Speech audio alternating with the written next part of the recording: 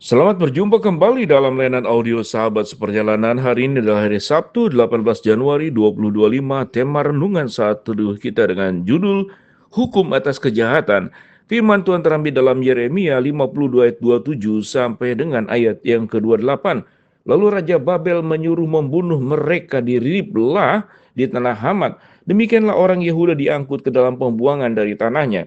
Inilah jumlah rakyat yang diangkut ke dalam pembuangan oleh Nebuzaradan dalam tahun ke-7, 3.023 orang Yehuda. Dalam tahun ke-18 zaman Nebukadnezar, 832.000 dari Yerusalem.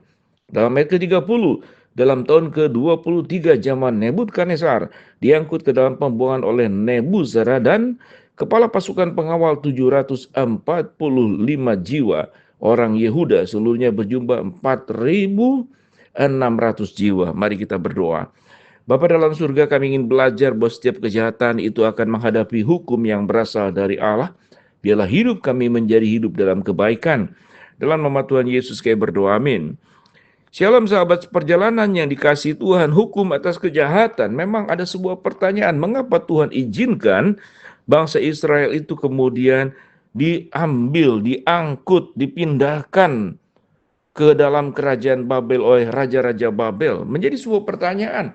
Kalau kita boleh menemukan jawabannya, tentu jawabannya semuanya itu dalam izin Allah, di dalam rangka Tuhan mengizinkan orang-orang asing, orang-orang yang tidak mengenal Allah, para penyembah berhala, kemudian justru datang untuk menjajah orang-orang percaya. Di dalam izin Tuhan, di dalam hak prerogatif Tuhan, yang terkadang kita sulit mengerti, tetapi itu Tuhan izinkan, dan kita mempercayai sesuatu yang Tuhan izinkan yang kita anggap buruk, yang kita anggap tidak baik. Semuanya ada dalam rancangan dan kehendak Allah, supaya hidup kita mendekat kepada Allah, hidup kita ada di dalam jalan Tuhan, hidup kita tidak menyimpang ke kanan dan ke kiri. Kalau kemudian Tuhan memberikan tulah kepada bangsa Mesir, itu juga dalam rangka orang-orang Mesir supaya bertobat berbalik kepada Allah dan terjadi pembelaan kepada bangsa Israel. Demikian juga Tuhan bisa memberikan hukuman kepada bangsa Israel. Sekalipun sebagai umat yang dipilih, umat yang ditebus, namun tatkala berbuat dosa, tetap Tuhan memberikan teguran. Bagaimana peristiwa-peristiwa yang terjadi dalam Alkitab. Orang-orang yang melawan Allah, tidak hanya dia tidak percaya kepada Allah, tetapi orang-orang yang sudah percaya kepada Allah, sudah mempercayai Kristus, juga bisa menjadi orang-orang yang melawan Allah. Kita lihat di dalam lembaga pemasyarakatan, kalau pernah melayani ke lembaga pemasyarakatan, kita ketemu di sana, ada gereja. Apa artinya? Artinya ada narapidana di sana, yaitu orang-orang percaya. Yang namanya Matius, yang namanya Lukas, yang namanya Paulus, yang namanya Yohanes, dan nama-nama yang ada dalam Alkitab ada di sana. Dan Tuhan bisa menghukum orang-orang yang seperti demikian, sekalipun sudah menjadi anak Tuhan. Apalagi mereka yang belum menjadi anak Tuhan. Mereka tidak percaya kepada Allah. Tuhan melihat dosa, tidak peduli kita sudah percaya kepada Tuhan atau belum percaya kepada Tuhan. Itu adalah bentuk pemberontakan. Kita melihat tentang hukum atas kejahatan. Raja Babel itu menyuruh membunuh mereka, banyak yang dibunuh. Apa itu kejahatan daripada kerajaan Babel? Pertama, mereka menjajah negara lain. Yang kedua, mereka mengangkut orang Yahudi ke Babel. Yang berikut adalah kejahatan orang Babel menghukum mati orang-orang yang menentangnya. Bahkan catatan dikatakan bahwa orang-orang Babel itu sangat suka bermabuk-mabukan dan bersundal. Orang Babel juga suka menindas orang miskin dan orang lemah. Dan orang kerajaan Babel suka menghina nabi-nabi Allah. Kalau kita boleh katakan bahwa setiap kejahatan, setiap dosa, itu dilakukan oleh setiap kita masing-masing yang namanya manusia. Sekalipun kita sudah percaya kepada Tuhan. Apalagi mereka yang belum percaya kepada Tuhan. Tapi kebaikan pun bisa dilakukan orang yang sudah percaya kepada Tuhan. Tetapi banyak juga orang yang tidak mengenal Kristus, tidak percaya kepada Kristus. Mereka melakukan tindakan-tindakan yang luar biasa. Membantu orang miskin, membantu janda, mendirikan pusat-pusat pendidikan, pusat rehabilitasi, penampungan orang lansia, panti jompo. Mereka tidak mengenal Tuhan. Artinya, orang yang menjadi percaya Tuhan atau belum percaya kepada Tuhan tidak menjamin kehidupannya menjadi baik atau kehidupannya itu kemudian buruk. Percaya kepada Tuhan tidak jamin langsung berbuat baik. Tidak percaya kepada Tuhan kemudian pasti berbuat buruk. Kita melihat bahwa itu adalah tindakan-tindakan pilihan manusia. Termasuk kerajaan Babel, termasuk orang Yahudi sendiri. Orang Yahudi yang memberontak kepada Allah, melakukan dosa, melakukan persundalan, bermabuk-mabukan, melakukan pembunuhan, melakukan kekerasan. Tetapi juga ada banyak orang-orang yang tidak percaya kepada Tuhan. Justru mereka melakukan perkara-perkara yang indah. Mereka punya moral, mereka punya hati nurani yang memang diberikan oleh Allah sebelum Kristus dijanjikan lahir, sebelum manusia jatuh di dalam dosa.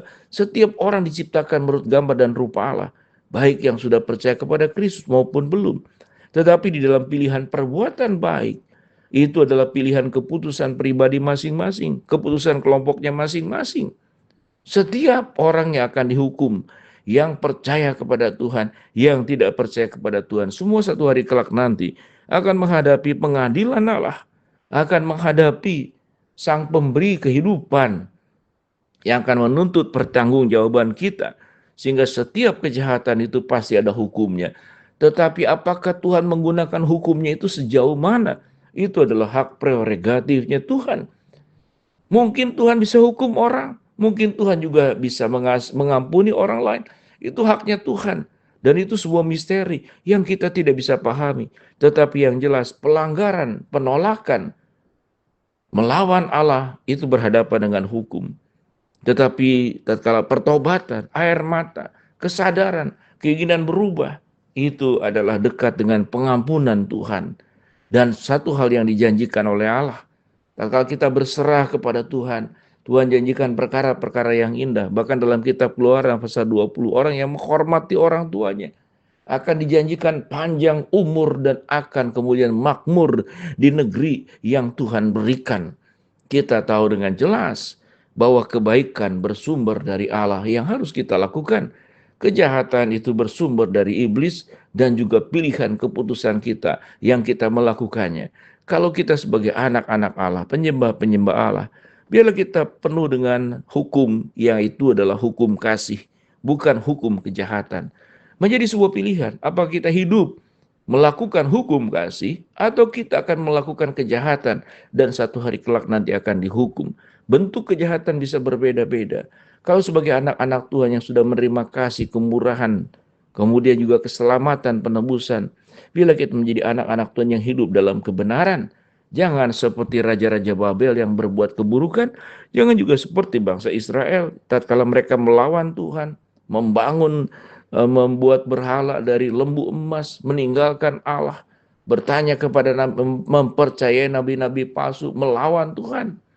Mereka juga sekalipun umat pilihan, mereka berbuat yang buruk.